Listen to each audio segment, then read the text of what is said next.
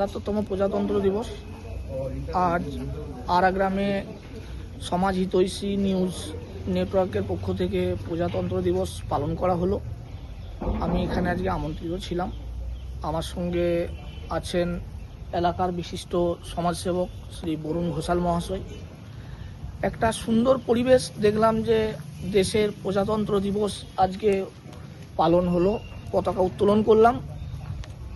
আমরা এই নিউজ নেটওয়ার্ককে আমাদের এলাকায় স্বাগত জানাচ্ছি।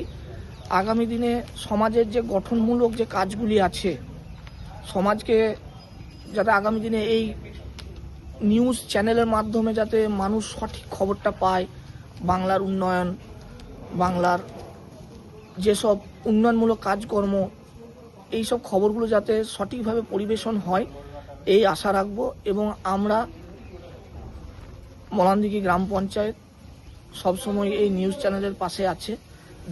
আগামী দিনে যে কোনো সমস্যা, যে কোনো প্রয়োজনে মলানদিঘি গ্রাম পঞ্চায়েতের উপপ্রধান হিসেবে আমি অবশ্যই পাশে থাকব।